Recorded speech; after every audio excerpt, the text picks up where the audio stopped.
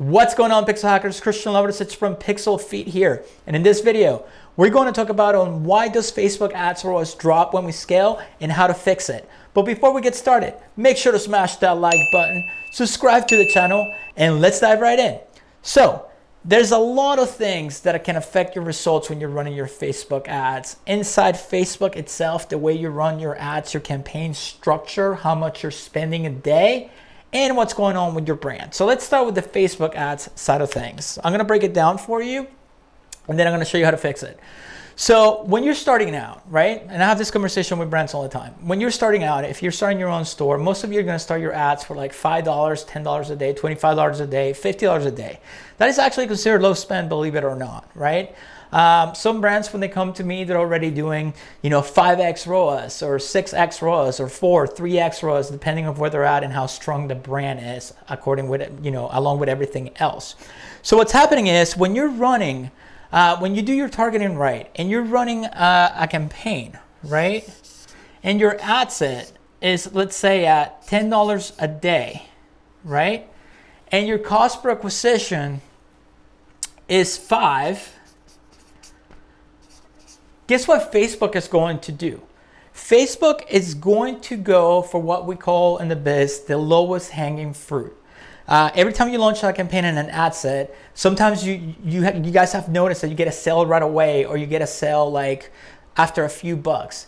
That's because Facebook is going for the quickest and easiest result right away to set the pace for that ad set or that campaign. Basically the algorithm is going, okay, this is the type of person we need. They pull the trigger. This is who we need to find. So when you're doing that at a low spend, right, Facebook finds the lowest hanging fruit for the day, and then it resets again at midnight, right? So what happens at midnight? It starts all over again, and guess what's going to happen? Facebook is going to go for the lowest hanging fruit again. All right?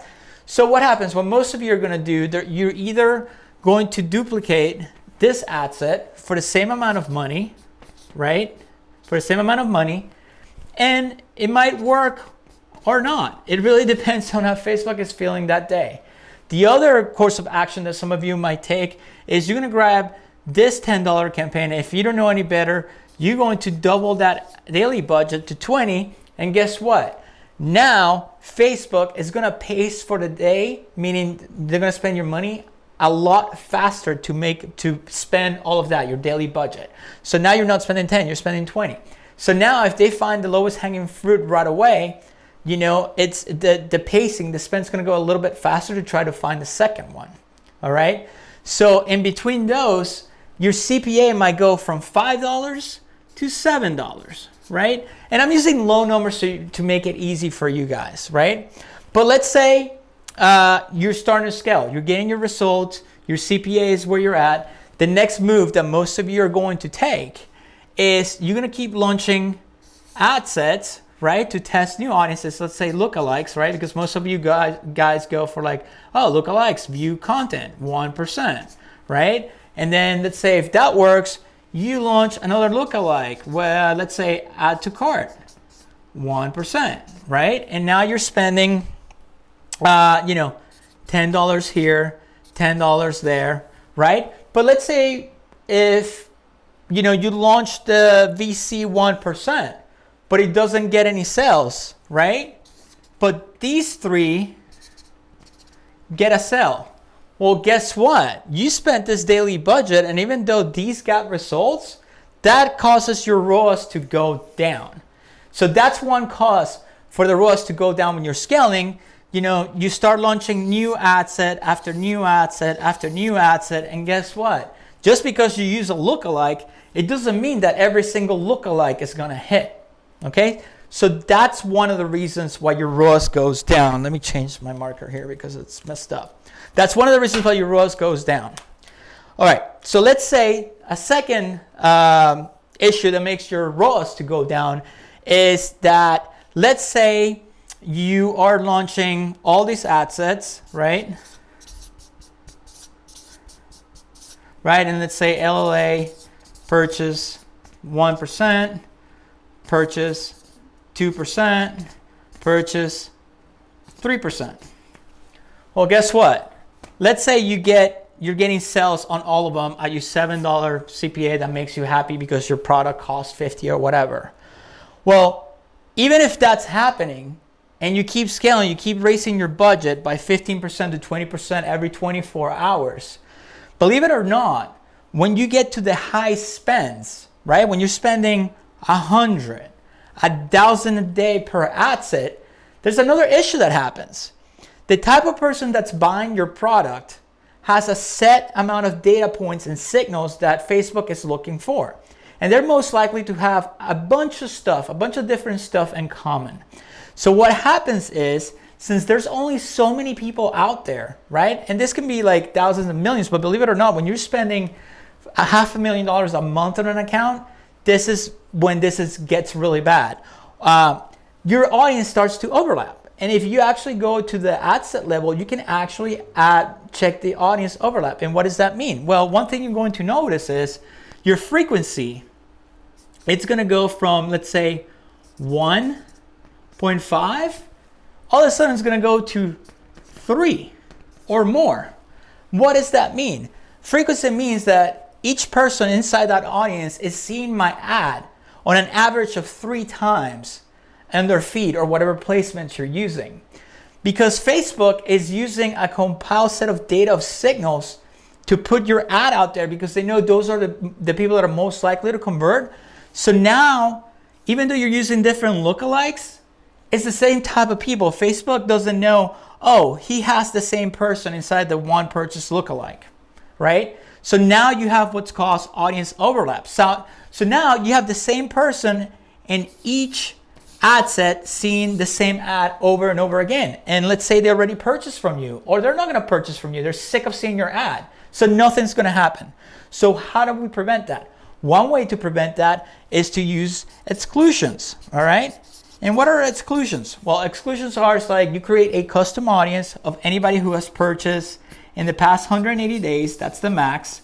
Or you can do 60, 30, 45, I don't know. Some people have products like, let's say, dog food that they buy all the time from you. So you don't need to exclude that for 180 days. You can also stack website visitors.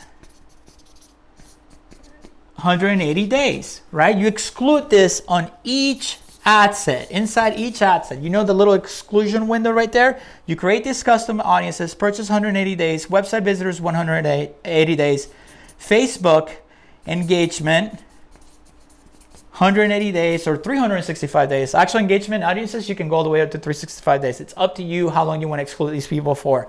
And then you can do, if you're using videos on your ads, make sure you exclude videos, right? For however long you want, 180 days, let's just say. And don't forget Instagram as well. So what happens now? Now you're getting rid of all the people that might have interact with one of the ads that you threw out there inside of one of those audiences. Now, if you're spending a lot of money, and I'm talking, this is what I'm talking when you're spending like, 300, $500,000 a month. If you really want to make sure that the same person is not included between these two audiences, then what you need to do is you exclude each audience from each ad set. What does that mean? That means that if I launch a purchase 2% lookalike, guess what I'm going to do? I'm going to exclude the purchase 1% from this ad set. That way I prevent overlap, okay? So now this is how you can control your ROAS, all right? So now, once you do all of this, your ROAS already went down a little bit, okay? So what happens next? Well, if you're doing it right and you keep spending money and you keep opening up the ads to more people, guess what happens? Now that the people that you're going after, they're not the lowest hanging fruit. They're not the ones that they're gonna buy from you right away because they just saw the ad for the first time. We already burned through all the people that are most likely to impulse purchase your product because they're so passionate about it, like a dog related product, right? A toy or something dog related. You know how people are passionate? I'm like, I have to have that, and they buy it right away. Well, guess what? When you spend all this money and you scale, and let's say you can only sell in the United States, there's only so many people that are super passionate about it and they're gonna buy it right away. So now Facebook's gonna start looking for people that have some of those signals, but not all the signals, and they're going to see your ad, and they might take action and buy your product from you, but they might not. So now your CPA actually goes up a little bit because the audience is not as dense, right? So that causes your ROAS to drop, okay? So how do we combat that? Once you go through all of this, the next step to bring your ROAS back up, because I'm telling you right now, an account where you scale to like $250,000 a month or $300,000 a month, or even 150, your ROAS is going to go from like a low spend is easy to get like a 7x ROAS, a 6x ROAS, 3x ROAS. But once you scale, a normal ROAS, believe it or not, goes down to like 2.5. I mean, the highest I've seen is 3 or 2, unless you have a huge average order value, which I'm going to get into in a second here. But an average ROAS that I see when you scale and thousands and thousands of dollars, you're going to be between 1.5 to 3.5 at the most, okay? And this is where most people miss the mark here when it comes to Facebook ads and everything else. So the next thing you got to concentrate on is not so much in your Facebook ads, but now it's a matter of numbers. It's a matter of conversion rate optimization. So if I have a product that's $50, let's say it's $50. Let me get another. Let's say it's $50, right? And my CPA, was 25. It skyrocketed to 25 because I keep scaling and my CPA keeps going up, right? How do I make up for that revenue that I'm losing because my CPA went to 25, let's say from 7, right? How do I combat that? How do I bring my ROAS back up? Well, this is when you got to take an overall look at your brand and your store and figure out how you're going to bring that average order value up and how you're going to fix your conversion rate. So the most common thing that I tell people to do, whether it's a new brand or established brand, well, the first thing you got to do is, man, can you offer a bundle? So can you offer a bundle? Yes or no?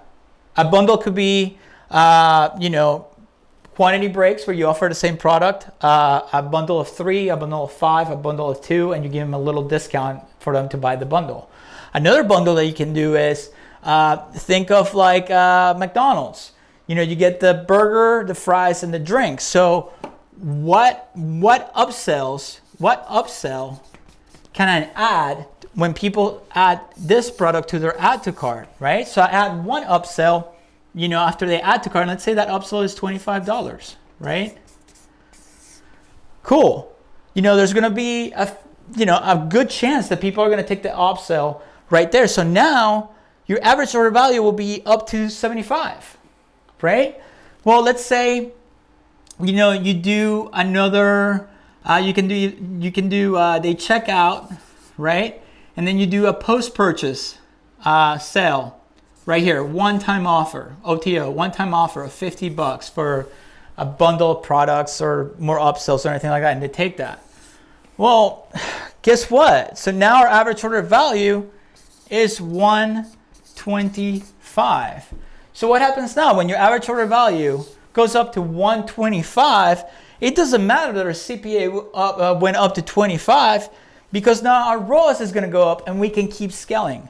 And it goes back to the idea of, whoever spends the most wins at this game, right? Famous words by Dan Kennedy. Whoever spends the most wins at the end, right? And not only that, a lot of people are dropping the ball in their email. I just had a meeting the other day where the person told me they didn't want to email their customers 3 times a week because they didn't want to annoy them. I have brands that email me 3 times a day. If people are going to unsubscribe, that means that we're never going to buy from you. People, believe it or not, people don't get that annoyed by emails. They're just selective about the emails that they open. So make sure you have flows going on your back end and make sure you're sending a campaign at least 3 times a week. 3 times a week. And your flows is browse, abandonment, ATC, the added to cart abandonment, post-purchase, offer, right? They bought from you, you make them another offer, right? And then do like another BOGO, like, for a review. Hey, if you give us a review, we'll give you buy one, get one free. And now you're building a whole ecosystem and you don't have to worry so much about why my ROAS is staying the same when I'm scaling to the moon and back. So that's how you do it. That's how the pros do it. That's how the big brands do it. It's about building an ecosystem and not just focusing on what your upfront ROAS is on Facebook. You have to concentrate on it, but at the same time, it gets to a point where you scale so high that you have to bring the rest of the ecosystem to make up for it and make it all on the back end. I hope this video helps you guys. That's how we do it. That's how the pros do it. If you like what you see, make sure to watch the rest of my videos by clicking one of the videos above if you want to keep learning about Facebook ads. And if you want to keep learning about digital marketing, I will see you guys in the next video.